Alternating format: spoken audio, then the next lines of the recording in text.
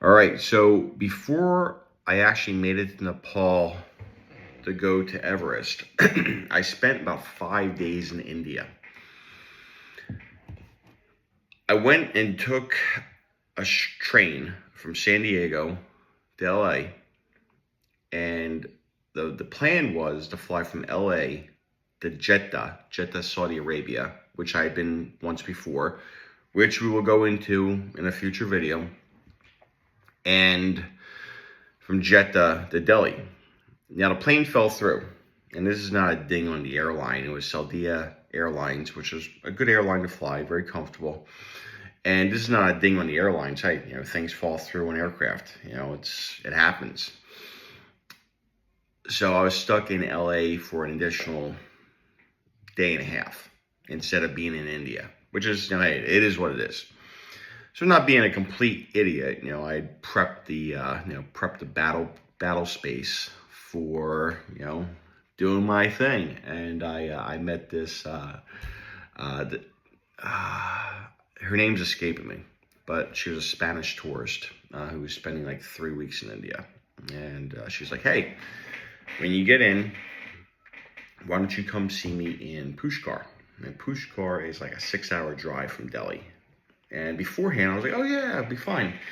And I looked it up, and I actually looked it up. I'm like, holy shit, it's a 6-hour drive from Pushkar to Delhi, or from Delhi to Pushkar and back and forth.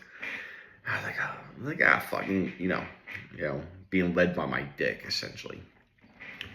No regrets, but it was a good time, and she was a nice girl. Tamara. So, anyway, there's a name that came into me. And, so anyway, got into India, spent the night in Delhi, and it was hot, it was haggard, dusty, the noise was all night long. For those who've been, And then the cab driver that she had arranged, and actually her friend had arranged, picked me up in Delhi, and then took me to Pushkar. Got into Pushkar, we did our thing. And she's a really nice girl. She was really into weed, which is not my thing, which we'll go into as far as my drug use and me lying to myself. We're going to go into that quickly in the future videos, actually very quickly. And that was like my little turn off, was like, I don't mind when chicks smoke cigarettes, and she was a cigarette smoker, which I don't mind, but weed, I just, that's a kind of turn off. So when we were in Pushkar, there's a lake, a pretty big lake in the city. And in Hindu tradition, they take remains. They don't do it right there at the lake, but in Hindu tradition, a body is burned. But parts of the body are taken to the lake.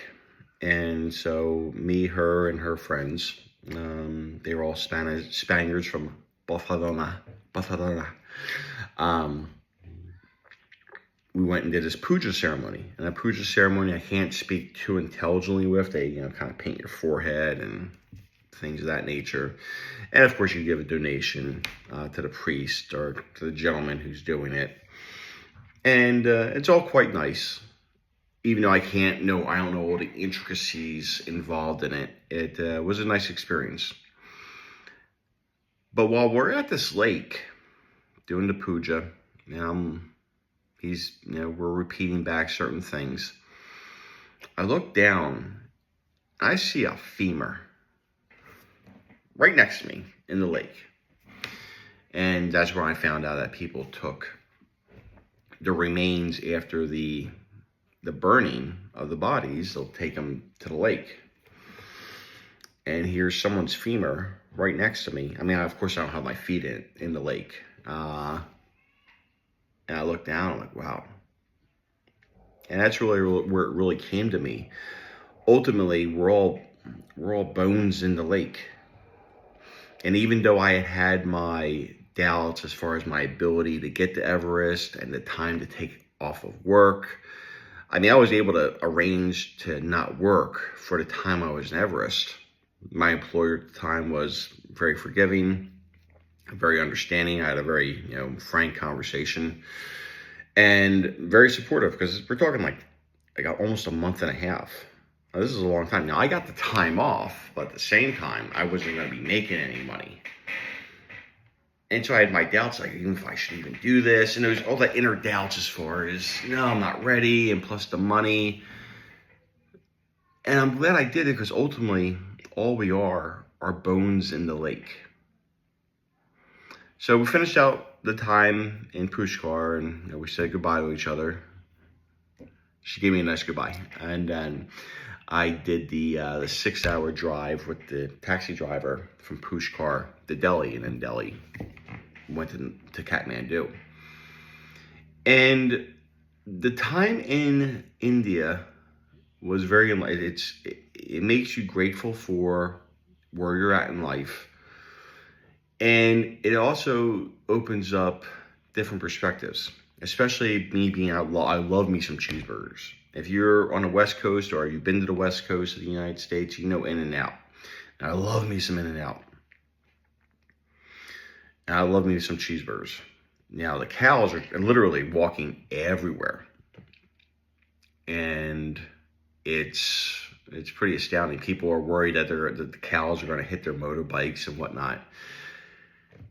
And the thing is that you see real poverty. Now, I grew up, and if you've watched my video, at least my first video, you saw, I've talked about real poverty, but this is real poverty.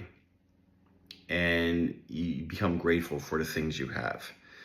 But ultimately, when you have a goal that you want to do, and you have these concerns, which are very, very valid concerns, very legitimate concerns. I live in this world. I know how much eggs are. I know how much meat. If you want a steak, madon, forget about it.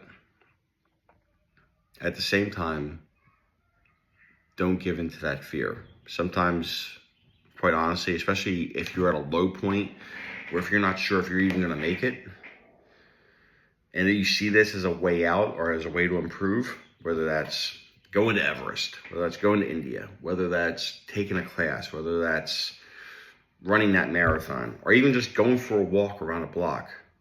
Sometimes you just gotta say fuck it. So stack those wins to be the best you that you can be.